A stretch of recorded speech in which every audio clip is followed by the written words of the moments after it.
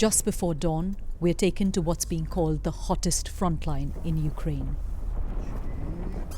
The darkness, a bit of cover from being spotted by Russian drones. Ukraine is throwing its might into defending Pokrovsk. If it falls, Russia would gain a gateway to central Ukraine. In a bunker nearby, Vadim tells us he knows what's at stake. The Russians are constantly attacking us. They have more manpower and weapons. Yes, we are tired, but we have to fight, otherwise it will be catastrophic. And just a few miles behind the front line, this is where the toll of battle is most clearly visible. The first point of treatment for injured soldiers. Serhiy has shrapnel in his eyes, nose, skull and brain. My friend, I'm going to take off your bandage. Let me know if it hurts, the doctor says. He's in a serious condition. They work quickly to stop the bleeding. They're receiving dozens of injured every day. Early this morning, 2 were brought in dead. Under a barrage of fire, Imogen and Taras are unclear of whether they were hit by mortars or grenades dropped from drones. All of the soldiers brought here, they were injured about 8 to 10 hours ago, but it's only now about 2 hours after dusk that it's become safe enough to evacuate them till this point, and that's because of the constant threat of being attacked by Russian drones. The delay in getting treated could have grave consequences. Taras has no sensation in his arm and it might have to be amputated, his doctor tells us. This is now the 3rd year of a grinding war.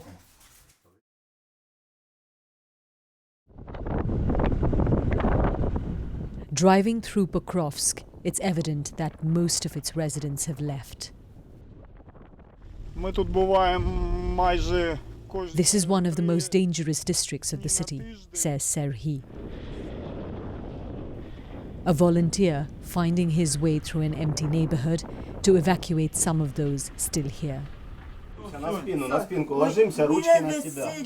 80-year-old Nadia is disabled. She's been living alone in the dark in this room. I'm falling, she screams. Serhiy reassures her.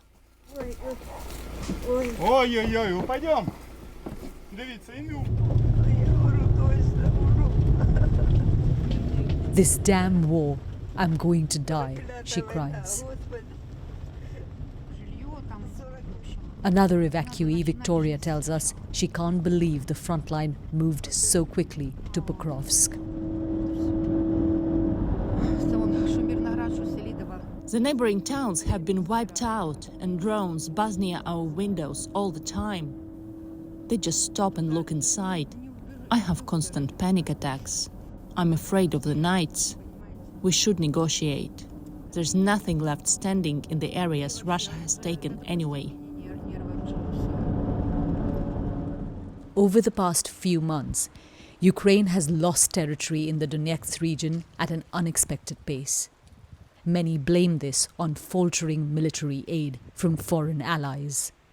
After the loss of Avdiivka earlier this year, Russia's military has advanced very quickly towards Pokrovsk.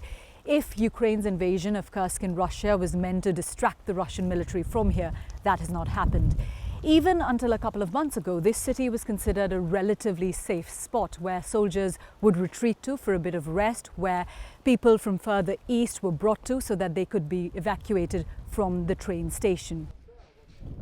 Among most of the people we speak to, we find eroded morale. We have to negotiate. So many of our boys have been dying. So many have become disabled. They are sacrificing themselves. And it's going on and on.